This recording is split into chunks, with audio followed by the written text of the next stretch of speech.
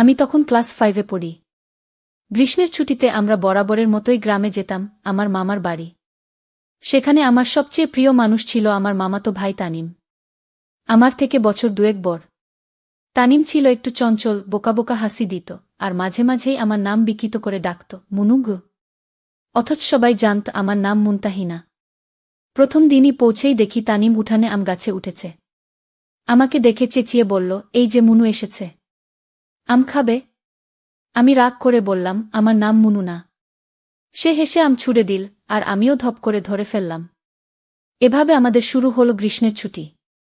আমরা প্রতিদিন সকালে উঠেই হাঁটতে যেতাম মাঠে। পাটক্ষেতে লুকোচুরি খেলতাম, পুকুর পাড়ে পা ডুবিয়ে বসে থাকতাম ঘণ্টার পর ঘণ্টা। আমি তানিমকে বলতাম, তুই বড় হয়ে কি হতে চাস? সে বলত, পাইলট। আকাশে উড়ব। তোরে নিয়া উড়ে যাব। আমি বলতাম, মিথ্যা কথা। আমাকে রেখে ফ্লাইট ধরবি? সে কাঁধে হাত রেখে বলত, তুই আমার ক্যাপ্টেন। আমি তোকে ছাড়া কোথাও যামু না। গিয়ে এমন হাজারো খুনসুটি, দুষ্টুমি আর নির্ভেজাল ভালোবাসায় ভরা ছিল আমাদের সেই ছুটির দিনগুলো।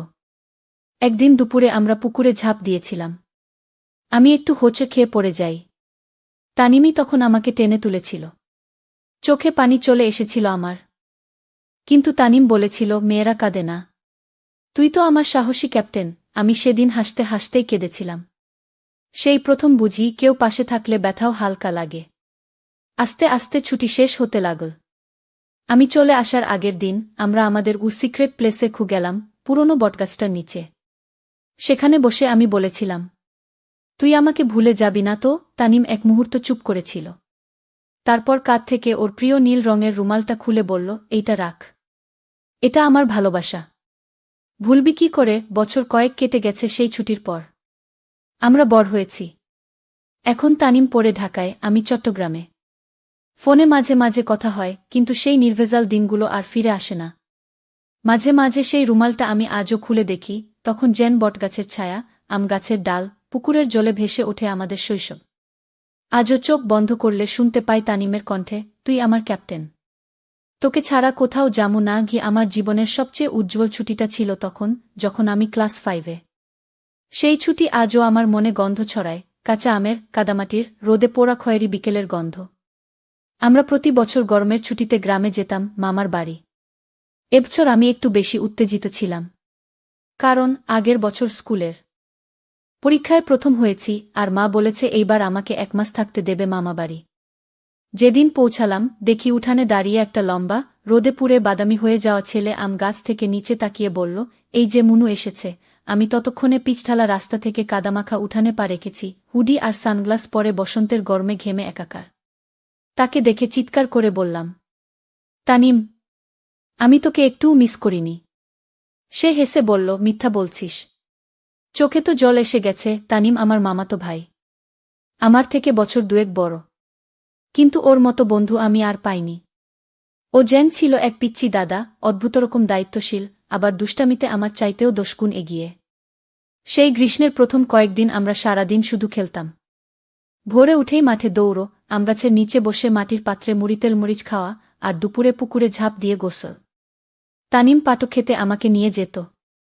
বলতো, এই দেখ, এই পাটপাতার নিচে যোগ থাকে। আমি ভয় পেয়ে বলতাম, আমি যাব না। সে বলতো, তুই কাঁদবি না তো? চলো, আমি হাত ধরে থাকব। ওর হাত শক্ত করে ধরতাম। সেই ছোট্ট হাত ধরার অনুভূতিটা আজও আমার মনে গেঁথে আছে। একদিন আমরা পুরনো একটা বটগাছের নিচে বসেছিলাম। আমি তানিমকে জিজ্ঞেস করলাম, তুই বড় হয়ে কি হতে চাস? সে বলল, পাইলট। তোকে নিয়েই উঠব। আমি বললাম, তুই কি আমাকে ভুলে যাবি না বড় হলে? সে মাথা নেড়ে বলল, তুই আমার ক্যাপ্টেন। তোকে ফেলে কোথাও যামু না। তখন বৃষ্টি নামে। হালকা গন্ধ আসতে থাকে মাটির, সেই গন্ধে যেন আমাদের শৈশব গেঁথে থাকে। তানিমের একটা বন্ধু ছিল, রিফাত। ও আমাকে একদিন ইচ্ছা করে বলল, রিফাতের সাথে তুই বেশি কথা বলিস কি? আমি অবাক হয়ে বললাম, তুই কি নেশা করিস? সে মুখ ঘুরিয়ে চলে গেল।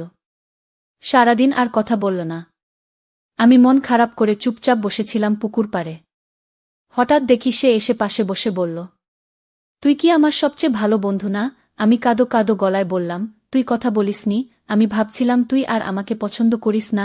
সে ধীরে ধীরে আমার দিকে তাকিয়ে বলল, তুই আমার সবচেয়ে প্রিয় মানুষ। অন্য কেউ তোকে নিলে সহ্য হয় না গু, সেই প্রথমবার আমি যেন একটা অদ্ভুত অনুভূতিতে ভরে যাই। এটা কি বন্ধুত্ব ছিল, নাকি কিছু একটু বেশি? যেদিন আমার ফিরে আসার দিন আসে, আমি খুব কষ্টে নিজের ব্যাগ গোছাই। সকালবেলা আমরা বটগাছটার নিচে আবার বসি। আমি বলি, তুই কি আমাকে লিখবি? সে নিজের পকেট থেকে ওর প্রিয় নীল রঙের রুমালটা বের করে বলল, এইটা রাখ। এটা তোকে দেখলেই মনে পড়বে আমি কতটা তোকে ভালোবাসি। আমি হাসতে হাসতেই চোখ মুছলাম। সে খুব ধীরে বলল, তুই গেলে আমি একা হয়ে যাব। আমি তখন মৃদু গলায় বললাম, তুই আমার ছায়া। ছায়া তো কখনো ফেলে যায় না। অনেক বছর কেটে গেছে। এখন আমি ইউনিভার্সিটিতে, আর তানিম ঢাকায় একটি প্রাইভেট ফার্মে কাজ করে। মাঝে মাঝে ফোনে কথা হয়, জীবনের ব্যস্ততা আমাদের দূরে ঠেলে দিয়েছে। তবুও এখনও আমার ড্রয়ারে সেই নীল রুমালটা আছে। আমি কখনো খুব মন খারাপ করলে সেটাতে মুখ চাপা দিই, যেন পুরনো গন্ধটা ফিরিয়ে আনতে পারি। একবার হঠাৎ তানিম বলেছিল ফোনে, মুনু, তুই এখনও আমার ক্যাপ্টেন। আমি আজও কোথাও যাই তোকে মনের ভেতর নিয়ে যাই। সেই রাতে আমি ঘুমুতে পারিনি। সব মানুষ আমাদের জীবনে আসে না সারা জীবন থাকার জন্য, কিন্তু কিছু মানুষ আমাদের মনে থাকে সারা জীবনের মতো। তানিম আমার মামাতো ভাই, আমার ছায়া, আমার শৈশবের সবচেয়ে আপন মানুষ। সে আমার হৃদয়ের এক স্থায়ী গল্প হয়ে আছে। তো বন্ধুরা, ভিডিওটি ভালো লাগলে কমেন্টে জানাবেন। এইরকম ভালোবাসার গল্প শুনতে চাইলে চ্যানেলটা সাবস্ক্রাইব করুন এবং পাশে থাকুন আর আপনার বেল আইকনটা বাজিয়ে রাখুন, যাতে নতুন ভিডিও আপলোড করা মাত্র আপনারা দেখতে পারেন।